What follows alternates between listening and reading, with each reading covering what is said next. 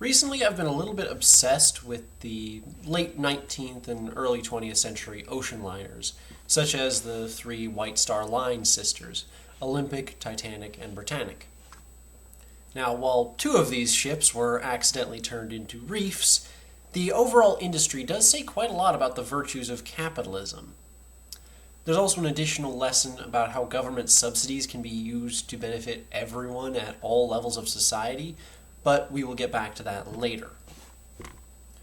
Firstly, I think it's important to explain what capitalism even is, since there seems to be a lot of confusion around that these days. DarkViperAU explained it pretty well in one of his videos on React content. I will simply link the video in the description and summarize the explanation here, as that explanation made up basically the entirety of the first 12 minutes of his video. Now, in its most basic form, capitalism is a system based on mutual benefit. Everyone on this planet has things they want in life, whether those are material or immaterial. Everyone on this planet has things they are willing to do, things they are willing to sacrifice to acquire or accomplish those things they want. But obviously there is a pretty hard limit to what a single person can do in their lifetime. No matter what you do in life, you will still only have 24 hours in every day. And there will be a limit to your physical capabilities as well. This obviously presents a problem for the vast majority of people. You have to eat, sleep, put a roof over your head, all those basic necessities. But one single person can't have the time to do all the things necessary to do all of those things while pursuing something else. So, you find someone who does have the means to provide those things. You find someone who produces food or builds houses. Of course, they have things they want in their life too, and they aren't going to sacrifice their time and energy to do something you want unless you give them something they want. Even in the case of favors for friends, there is still a mutual exchange. The benefit for the other person is simply immaterial rather than material. The friendship is the benefit they get for their work. If you argue with this assessment in any way, answer me this. Short of saving someone's life, would you do anything for a complete stranger without them giving you something in return? All human interaction is built on mutual benefit. If you believe that interacting with a specific person is purely a negative for you, would you continue to interact with that person? I'm guessing the answer is no. Now, back to the main topic of the video. So, how do a bunch of 100-year-old passenger ships demonstrate the virtues of capitalism? In a word, competition. The true golden age of the ocean liner started in 1897 with the launch of the Kaiser Wilhelm der Große from Norddeutsche Lloyd, North German Lloyd.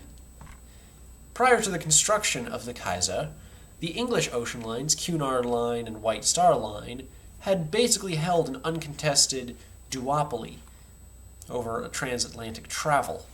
Sure, other lines existed that ran the same routes, but only Cunard and White Star could do it quickly, consistently, and for a fair price. They were both comfortable with their sections of the market, and competition was light between them. With the launch of the Kaiser Wilhelm, that duopoly was thrown out the window. Suddenly, there was another line with a significantly faster and more luxurious ship than either of the English lines currently had in service. Both Cunard and White Star knew that the Germans would not sit comfortably with this one ship forever, so they got to work on their own competitors to the Kaiser. Cunard came up with Lusitania and Mauretania, meant to beat the Kaiser for speed, while White Star had Oceanic and Olympic, meant to beat the Kaiser for luxury. Of course, Norddeutsche Lloyd did not sit on their hands. They saw the response from the English lines coming, likely even before the Kaiser hit the water, and commissioned 3 running mates, Kronprinz Wilhelm, Kaiser Wilhelm II, and Kronprinzessins Cecily. Now, before I get too off track talking about my new favorite subject, let's get back to my point. So, for those who are not aware, the Blue Ribbon is a competition for the fastest transatlantic crossing. From the Kaiser Wilhelm's record-setting run in 1898 to 1914, the start of World War I, the blue-ribboned record went from RMS Lucania's 21.81 knots to RMS Mauritania's 26.06 knots, an increase of 4.25 knots in just 16 years. For context, the same gain in speed took 21 years previously, from the Guion Line's Alaska to Cunard's Lucania. And that's with the massive improvements made in steam engine technology and hull design in that time period. The intense international competition sparked in the Edwardian period improved life for countless people in a number of different ways. Let's break that down piece by piece. Firstly, the workers who worked for the various lines. Just wanted to make a little correction here. I was mistaken. The Titanic was not built in Southampton, but in Belfast, in what's now Northern Ireland, where the population at the time was 385,000. Obviously, this pretty substantially changes my numbers from the video, but I think the overall point is still very valid, so I will be leaving all this in. Just a quick correction so no one gets confused. For example, let's look at Titanic. While obviously most of these liners were smaller than Titanic, the numbers still serve a good reference point. Harland and Wolff, the shipyard that built Titanic, hired more than 15,000 men to build the ship, and that's just for one ship. Needless to say, Harland and Wolff, as one of the most prestigious shipbuilders in England, had a lot more than one contract. For context, the entire population of Southampton, where Harland and Wolff was based at the time, was 119,000 in 1912 when they first started construction on Titanic. That includes women, children, and the elderly, who would not have been allowed to work on the ship in the first place. You suddenly realize that roughly half to a third of the working-age men in Southampton would have been working on the Titanic. Every single one of these men was able to provide a life for themselves and their families because of their jobs with the shipyard. Not to mention all the various local businesses which depended on the money brought in by both the company, Harland and Wolff, and by Harland and Wolff's employees. Once the ship was built, White Star Line hired 900 crew to serve on the ship. If Titanic had maintained its intended route instead of sinking, that would have been 900 more men and women who could have provided for their families. That's without getting into all the goods and services those workers would have used their wages to purchase. Of course, Titanic was not the only ocean liner. White Star Line had several other liners themselves, all of which were hiring hundreds of people. Same with Cunard, same with Norddeutscher Lloyd, same with the Hamburg line. We're talking thousands of people, tens of thousands, maybe even hundreds of thousands in a single company, whose lives are paid for by the company. Now to address the passengers. The typical passengers on board an ocean liner were quite a diverse lot. You had tourists, poor immigrants, rich immigrants, businessmen, scientists, politicians.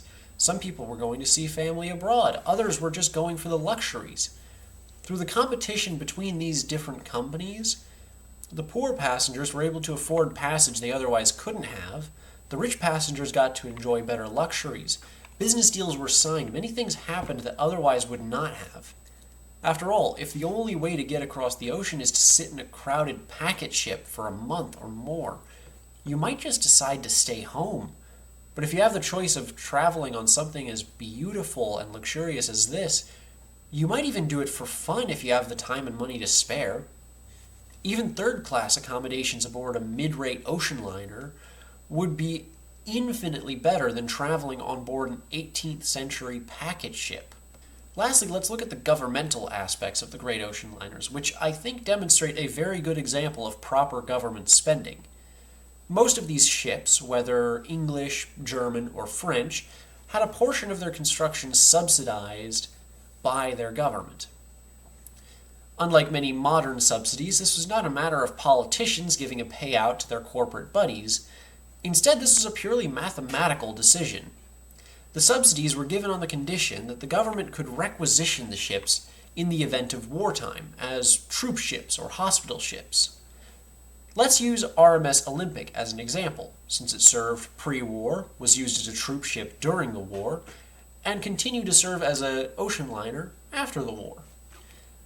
Let's assume that, in some hypothetical alternate history, Olympic was a government-commissioned troop ship from day one. This is obviously impossible, as a government has no reason to commission a troop ship in peacetime, as war might not break out while the ship is still relevant. But, for the sake of argument, let's make this assumption. RMS Olympic cost roughly $7.5 million, or a little over £3 million in the money of the time, to build. Let's assume that £1 million of these pounds, 1/3, were spent on the luxuries, which is likely a high estimate, but that will actually help my point in the end. If the British government commissioned Olympic themselves as a troop ship, they would have had to pay the entire remaining £2 million, and they would have seen precisely zero return on that investment.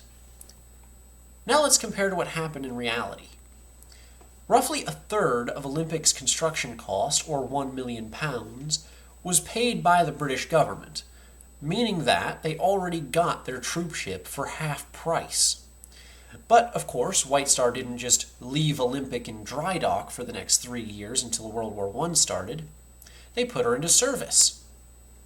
While I could not find the exact revenue figures for Olympic, the fact is that she was very profitable for White Star Line both before and after the war. That revenue for the company means taxes for the government, further offsetting the initial cost.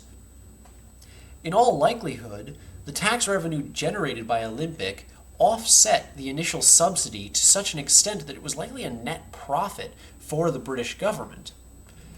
Even if Olympic had been sunk during the war like her sister Britannic, the British government would have effectively gotten a very useful ship for a massive discount. This is a good use of government funding. This is a government making decisions like a business. And that is the crux of my argument. While the economic boons of the ocean liner industry certainly show the benefits of capitalism, the government subsidies that were used to make them demonstrate how a state run with a capitalist mindset can greatly benefit both the nation and the individuals living on it. Because of these government subsidies, companies like Cunard and White Star were willing to build more and more advanced ships, since their financial risk was reduced, meaning more shipbuilding jobs, more crew jobs, and more tax revenue for the government. If war never came, then the tax revenue from the ship's operation would offset the subsidies. If it did, then the government already had the ships it needed to operate, and for a massive discount. If the ship survived the war, then the government got the best of both possible outcomes.